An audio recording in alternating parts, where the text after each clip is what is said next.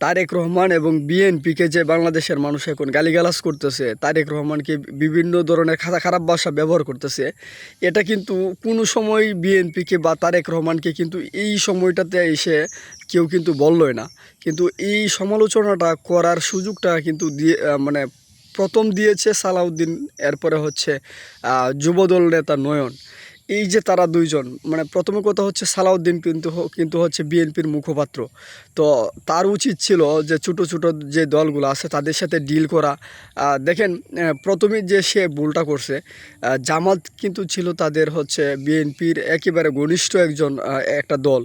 তো সেই মানে জামাতকে তারা হচ্ছে প্রথমেই তারা প্রতিপক্ষ বানায় দিছে। এরপর হচ্ছে প্রতিপক্ষ এমনভাবে বানাইছে যে তারাও সমালোচনা করতেছে, বিপরীতে তারাও হচ্ছে কড়া ভাষায় জবাব দিচ্ছে। এরপর থেকে এনসিপি হচ্ছে জুলাই গণ অভ্যুত্থানের পরবর্তী একটা শক্তি। তো তাদেরকে হচ্ছে এমনভাবে কিছু ডিল করতে পারতো যে তারা হচ্ছে বিএনপির অন্তত সমালোচনা করতে পারতো না। এরপর দেখেন চরমোনাইকে তারা ছোট দল হিসেবে বিবেচনা করলেও তারা হচ্ছে এমনভাবে সমালোচনার করার একটা সুযোগ তারা দিচ্ছে বিএনপি, যেখানে হচ্ছে এখন তারা হচ্ছে রাজনীতিতে একটা পাওয়ার হাউস। তো এই যে জায়গাগুলা, মানে হচ্ছে সালাউদ্দিন যে আছে বিএনপির মুখপাত্র, সে কিন্তু হচ্ছে এই সুযোগটা করে দিছে যে ছোট ছোট দলগুলোর সাথে কীভাবে ডিল করবে, রাজনৈতিক অন্য অন্য মতাদর্শের সাথে। দেখেন, বিএনপি কিন্তু বহুদলীয় গণতন্ত্রের পথ উন্মোচন করছিল।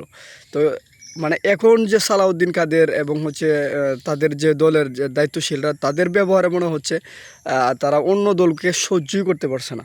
অথচ বিএনপির সূচনাটাই হয়েছে কিন্তু মানে বহুদলীয় গণতন্ত্র, অর্থাৎ সবাইকে রাজনীতি করার একটা সুযোগ একটা করে দিছিল।